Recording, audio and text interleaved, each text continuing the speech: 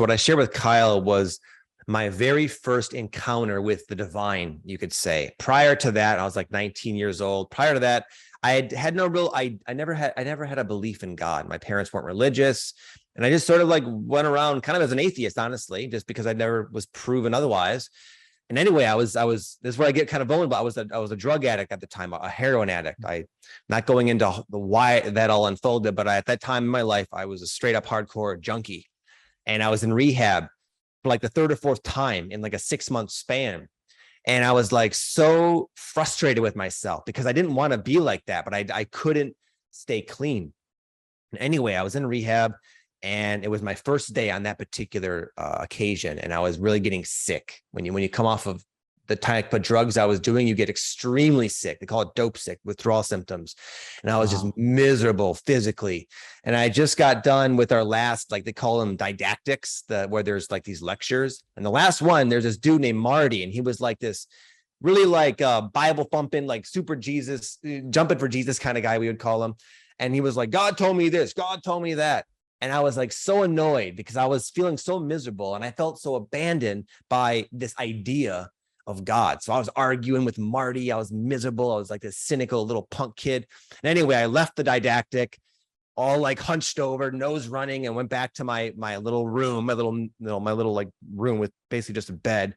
And I was sitting at the edge of my bed, like kind of like doing like one of these. I was so sick. And I was just thinking about what Marty was saying and how annoyed I was with Marty talking about God. And I was thinking, like, if God was so powerful, where the hell is he? So I started yelling in my room like a psycho, God, if you are real, why don't you just show me your power? I could really use you right now, buddy. And I was like talking smack to God in this room. And all of a sudden, I was just somewhere else. There was no moment of transition. I was just found myself in this like, and every time I talk about it, I get like choked up because I found myself in what I would describe as a heavenly realm. Now, why would you call it heavenly? You might wonder. Well, it was white everywhere. It was all white. And the whole place was just filled with a level of unconditional love to this day I have not experienced. And I was in this love realm somehow, and a freaking straight up angel off in the distance started floating towards me. I swear to God, an angel just floating towards me, just like you would see at a movie, with wings, all white, really tall. And this angel was also in itself a source of love. And it got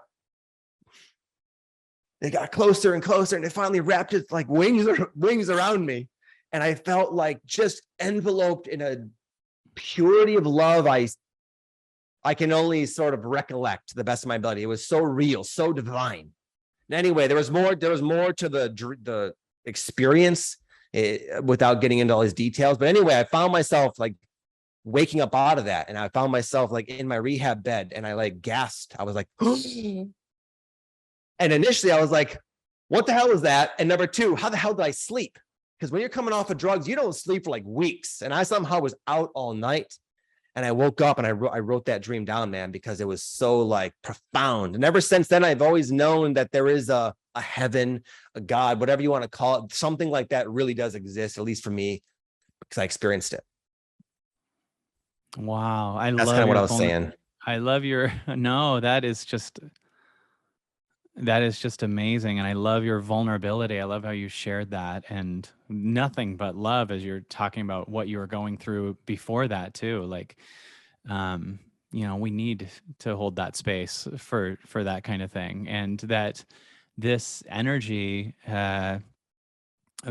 was completely legit for you. There was a level of love that, like, it sounds like, did that, just out of curiosity, did that break off the addiction too? Like, that's the funny thing. I've had videos where I share about it, and the answer is no. And I relapsed shortly after. And the point I always make with that is like, no divine encounter is like enough just to change you. I had to change many things about myself, and I eventually got clean. But no, that in and of itself, even though you would think, it wasn't enough. Well, there can be, I don't know if you experience this, but there can be a shadow when you experience a love that high and then you go back, right? And you're like, how do I get that angel back? What was that? Because that becomes the new goal, right? Like, that's the new, I want that reality. I saw a glimpse of that. I think that I don't know if you agree with this, but one of the things we seem to do is chase the highest thing we've ever experienced ever, again and again and again. I want to go back to what that was. For some people, it's when I got the raise. For some people, it's when I fell in love. And then if you have what you had, it's like when the world turned into heaven and I was held by an angel. Right. That's a lot to ask to get that normalized. Yeah. And I find like the more of the spirit, the greater the spiritual breakthrough, if you will, or even high in life, the more of like the come down.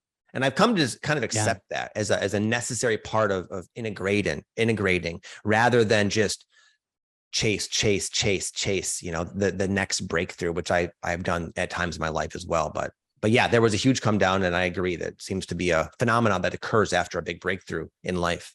One thing that's really interesting also is that you said you yelled, "Show me." Like you really asked for evidence of God. You asked for, I think that when we kind of have an energy of like, well, nothing magical happens for me, that's not asking. That's literally a declaration of the opposite. Yes. Right. In fact, if it showed itself to you, you'd be wrong and you'd be more focused on that. Right. So when we live in a world of how we're screwed or that life isn't that great or whatever, and we have it as a closed sentence, there's no requesting of anything bigger. I mean, we're actually shutting it out. And what I'm hearing is which is interesting because we had Paul Selig on recently and he was saying like, ask. And even in your anger, there sounds like some major opening that was there. Even in your absolute, I don't believe this, there was some really vulnerable thing. Because it sounds like for you to ask for God to show itself was past where you were probably 10 minutes before that. Like you're talking to this dude and going, there's no God, there's no such thing. Okay, fine. I'm gonna even with all the weight of I don't believe in any of this shit, I've not seen any evidence of it, I am going to go beyond something and call out, please show yourself. Even though I'm swearing at you and don't believe in you, I'm open. Right. Yeah. That was when you asked about like, what would be the takeaway? That was kind of what came to mind is like, well, that sometimes all we have to do is ask. And for me, I also feel like it was kind of a half-assed request, and it was almost like a divine intervention that I needed. And I think sometimes we cry out to God, but God, if you will, your higher self knows this person's fine. They don't need it. So I feel like at that time I needed like a legit divine intervention. I was probably going to die on the path. So I don't get like those types of things all the time because I'm generally don't need them. And I think most people don't, but I think, not being afraid to ask, you might be surprised at what can come through. And then also know that we always get what we need. And sometimes we're stronger than we think.